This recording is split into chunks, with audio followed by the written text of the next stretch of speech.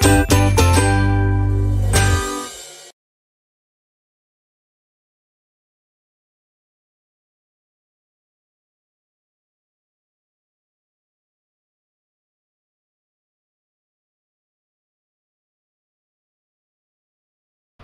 pagi Bu Sifra. Selamat pagi Bu Maria. Mohon maaf mengganggu waktunya Ibu, karena saya ingin melakukan wawancara untuk memahami tentang pengambilan keputusan yang berdasarkan nilai-nilai kebajikan sebagai pemimpin.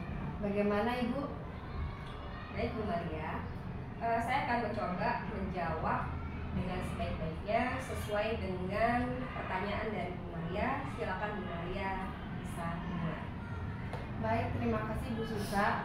Di mana Bu Sifra selaku kepala sekolah di SDN Pademangan Timur 06, pasti dalam perjalanan Bu Sifra menjabat sebagai kepala sekolah banyak menemui kasus-kasus atau permasalahan yang terjadi di SDN Pademangan Timur 06. Apakah Bu Sifra pernah mengalami dilema etika atau rujukan moral dari kasus-kasus tersebut, Bu? Oke.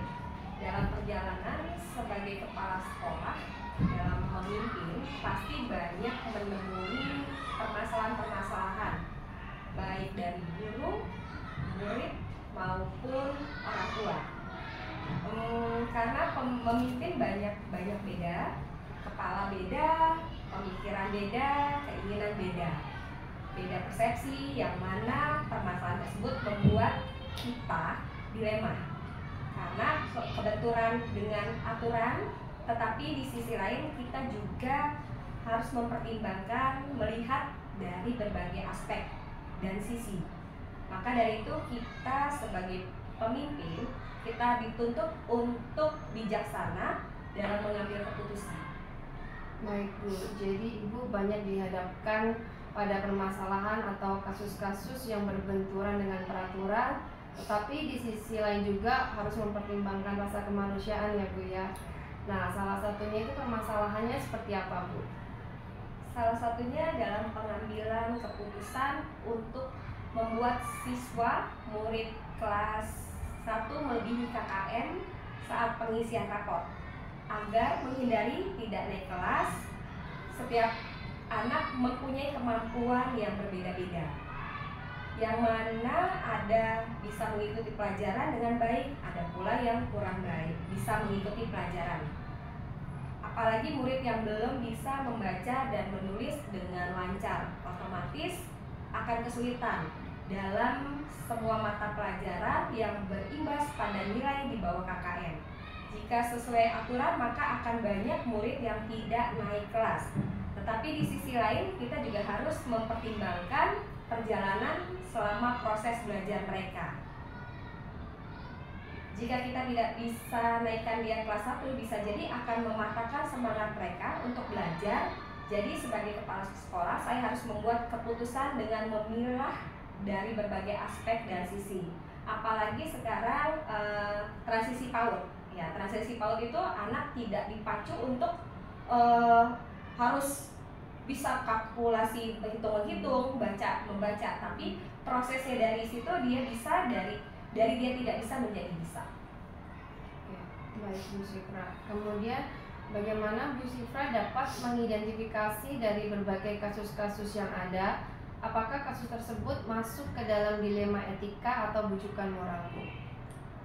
Kasus tadi adanya dilema etika karena harus memutuskan di antara pilihan yang sama-sama benar. Tidak ada yang dibujukan moral dalam kasus ini dan tidak ada pelanggaran hukum yang terjadi jika kita mengikuti aturan yang ada dengan tidak menaikkan murid yang mendapat beberapa nilai di bawah KKM adalah benar. Di sisi lain kita juga mempunyai rasa kemanusiaan dengan mempertimbangkan beberapa hal adalah benar juga, sehingga untuk mengidentifikasi antara dilema etika dan bujukan moral perlu dilihat tipe kasus dan pilihan yang muncul. Jika dalam pilihan tersebut terdapat alasan yang masuk akal dan dibenarkan, maka masuk ke dalam dilema etika, sedangkan alasan tidak sesuai, salah, maka masuk dalam bujukan moral. Baik Bu. Kemudian bagaimana Ibu dalam menjalankan pengambilan keputusan di SDN Pademangan Timur 06, terutama untuk kasus-kasus di mana ada dua kepentingan yang sama-sama benar atau sama-sama mengandung nilai kebajikan. Ya, yang harus itu menjalankan keputusan harus dimusyawarahkan terlebih dahulu dengan para wakasek, wakil kesiswaan, wakil kurikulum, untuk mendapatkan pertimbangan dalam memutuskan suatu permasalahan sehingga mendapatkan keputusan yang terbaik. Jadi harus dimusyawarahkan terlebih dahulu ya Bu ya, dengan para wakil. Kemudian langkah-langkah atau prosedurnya seperti apa yang biasa Ibu lakukan selama ini? Langkahnya yang biasa dilakukan adalah melakukan musyawarah dengan para wakasek, selanjutnya dirapatkan dengan dewan guru dan wali kelas. Pertama adalah di wali kelas, dari wali kelas ke wakasek, wakasek baru ke kepala sekolah. Itu tahapan yang berjenjang. Jadi tidak diputuskan sendiri ya Bu? Iya. Diputuskan secara bersama-sama. Kemudian hal-hal apa saja yang selama ini Ibu anggap efektif dalam pengambilan keputusan pada kasus-kasus dilema etika? Hal yang dianggap efektif dalam pengambilan keputusan adalah adanya komunikasi dengan wakasek dan guru di sekolah.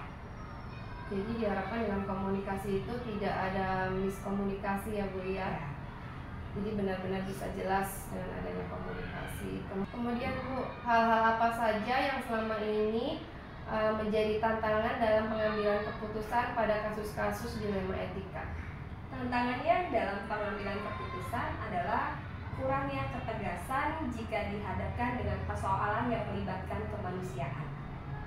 Jadi ketika dilihat dari sisi kemanusiaan dan berbenturan dengan aturan, itu kita menjadi bingung ya Bu untuk membuat suatu keputusan. Kemudian apakah Ibu memiliki jadwal tertentu dalam sebuah penyelesaian kasus dilema etika? Apakah Ibu langsung menyelesaikannya di tempat atau memiliki sebuah jadwal untuk menyelesaikannya? Kemudian bentuk atau prosedurnya yang Ibu jalankan itu seperti apa Bu? Tidak ada jadwal khusus dalam penyelesaian kasus dilema etika karena langsung melakukan koordinasi dengan pihak yang terkait. Baik. Kemudian adakah seseorang atau faktor-faktor apa yang selama ini mempermudah atau membantu Ibu dalam pengambilan keputusan dalam kasus-kasus dilema etika Bu? Ada tim kami yaitu para wakasek, guru yang selama ini membantu dalam pengambilan keputusan dilema etika. Baik Bu. Dari semua hal yang telah dipersiapkan, pembelajaran apa yang dapat Ibu petik dari pengalaman pengambilan keputusan dilema etika? Pembelajaran yang dipetik adalah tidak semua yang kita anggap benar itu benar, karena harus dilihat dari beberapa sisi. Setiap keputusan tidak bisa memuaskan semua pihak. Namun sebagai pemimpin kita harus berusaha menempatkan kepentingan murid sebagai prioritas utama. Baik, demikian Ibu wawancara saya kali ini dalam permasalahan pengambilan keputusan berdasarkan nilai-nilai kebajikan. Terima kasih Bu Sifra sudah meluangkan waktunya. Terima kasih Bu Maria, Selamat sukses pagi, selalu Bu. untuk CGP-nya. Terima kasih Bu.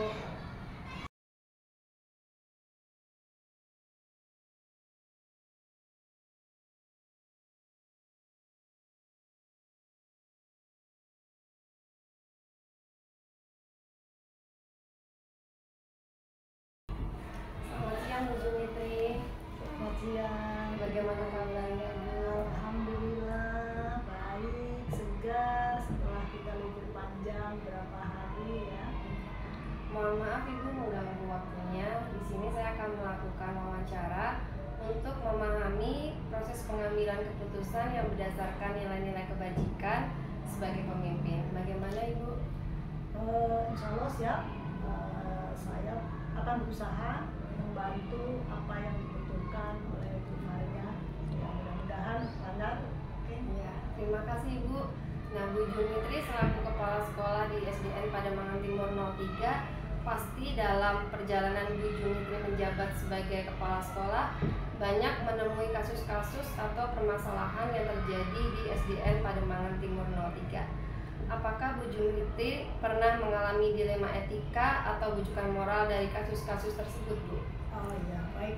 Mungkin kalau kita inventarisir banyak ya kasus yang menyangkut dilema etika. Tapi saya kasih contoh satu ya, misalnya nih ya. Sebagai contoh pada proses penentuan kenaikan kelas, kita punya regulasi bagaimana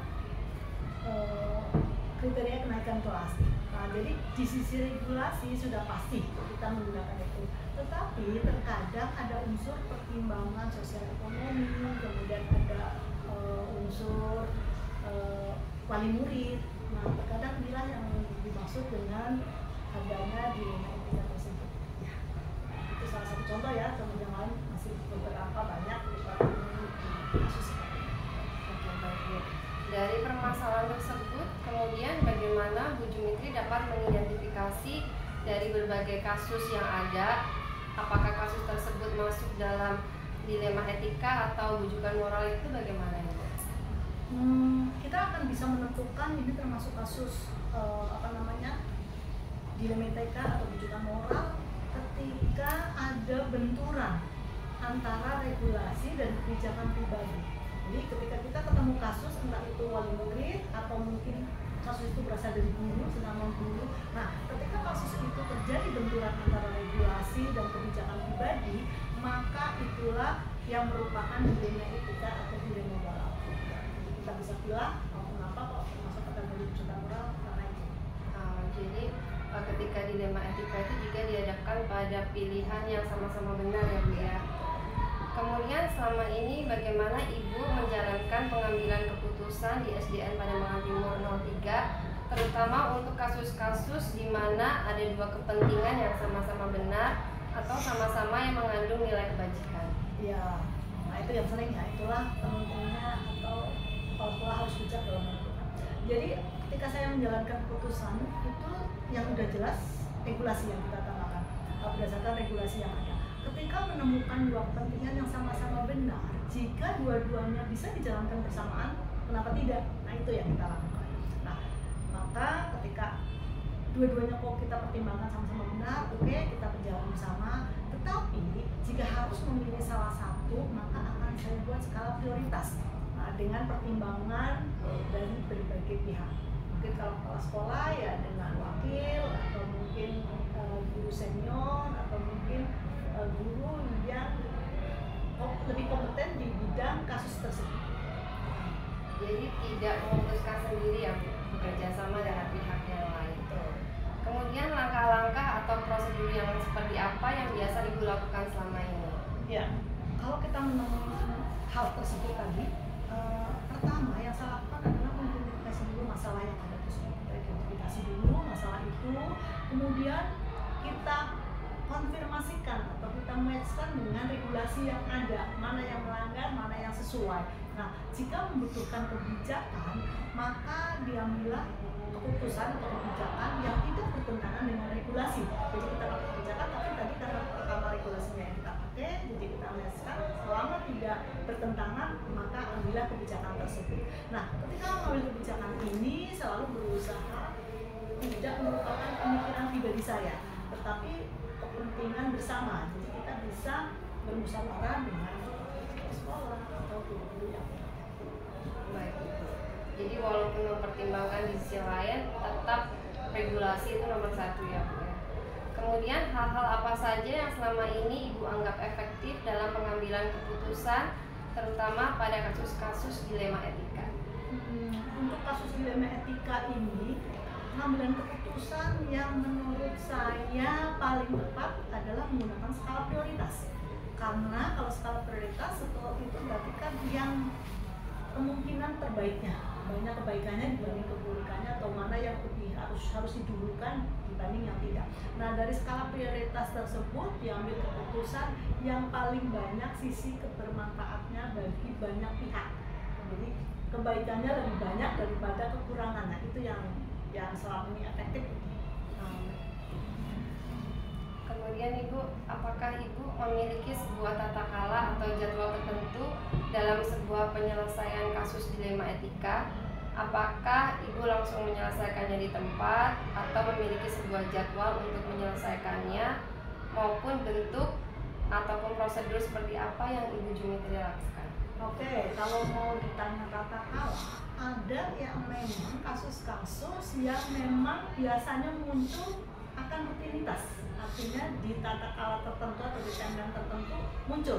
Jadi misalnya untuk kasus yang rutin, misalnya pada rapat akhir bulan itu kan terjadi rutin ya, atau akhir semester. Nah, kayak kenaikan kelas tadi itu kan pasti akan terjadi di setiap akhir. Nah, berarti kan kita ada tata kalahnya. Oh, kapan kita harus menyelesaikan itu. Nah, tetapi ketika untuk kasus-kasus insidentil, kita inventarisir tingkat kebutuhan penyelesaian masalah. Oh, ini harus segera. Oh, ini bisa harus jangka waktu. Nah, itu setelah kita prioritaskan, maka mana yang selesai saat itu, mana yang butuh waktu, mana yang waktu pendek, waktu panjang. Nah, itu akan dijadwalkan untuk waktu penyelesaian. Baik Ibu. Kemudian hal-hal apa saja Ibu yang selama ini menjadi tantangan dalam pengambilan keputusan, terutama pada kasus-kasus dilema etika? Tantangannya seperti apa? Ya, dalam pengambilan keputusan tentunya yang tantangannya itu tadi, ketika di satu sisi kita harus bijak, nah sementara kita harus banyak mempertimbangkan. Nah, pertimbangan-pertimbangan itu yang sering terkadang tidak memuaskan semua pihak. Nah, tapi minimal kita punya rambu-rambu bahwa kebaikan itu atau kepuasan itu untuk banyak orang. Pasti ada sisi di mana ada pihak yang tidak terpuaskan. Nah, itu dilema saya. Pasti kita inginnya memuaskan semua pihak, tapi terkadang itu tidak bisa. Jadi yang penting lebih banyak yang terpuaskan. Tapi kalaupun tidak terpuaskan, tapi ada argumen atau ada sisi yang sebagai pertimbangan saja. Baik Bu, jadi setiap keputusan itu pasti tidak bisa memuaskan semua pihak ya Bu, tapi tetap dipilih yang memberikan kebermanfaatan bagi semua. Kemudian untuk pertanyaan yang ketujuh Bu, adakah seseorang atau faktor-faktor yang selama ini mempermudah atau membantu Ibu dalam pengambilan keputusan dalam kasus-kasus dilema etika? Ya. Dalam pengambilan keputusan itu, kalau kita menggunakan pemikiran pribadi, jelas itu akan berat buat saya. Nah, tetapi karena saya punya tim itu yang akan bisa membantu saya, jadi ketika mengambil keputusan saya dapat pertimbangan dari berbagai pihak, misalnya wakil kepala sekolah, guru senior, atau guru-guru yang berkompeten. Nah, faktor yang mempermudah saya dalam pengambilan tersebut yaitu tadi berdasarkan regulasi, kemudian ada pertimbangan. Nah, kemudian pengambilan keputusan itu yang mendukung lingkungan belajar atau lingkungan sekolah saya. Ya, baik. Untuk pertanyaan terakhir nih Bu, dari semua hal yang telah disampaikan Ibu, pembelajaran apa yang dapat Ibu petik dari pengalaman dalam pengambilan keputusan dilema etika? Ya, masih berkesinambungan dengan ketika saya banyak dilema ya.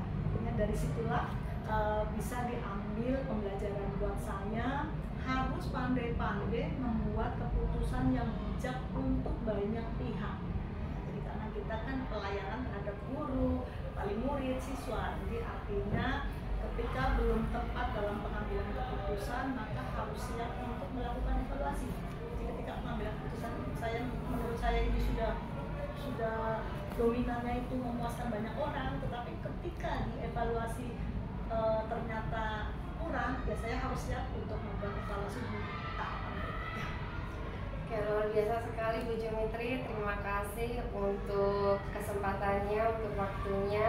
Terlebih terima kasih untuk ilmu yang sudah saya dapatkan tentang pengambilan keputusan berdasarkan nilai-nilai kebajikan. Mohon maaf jika ada salah kata ya Bu Jumitri. Oke, semangat. Pesan saya karena yang masih muda-muda, CGP itu jangan putus semangat. Saya yakin ibu-ibu itu termasuk yang siap menghadapi tantangan. Sukses untuk masa depan. Terima kasih Bu Jumitri.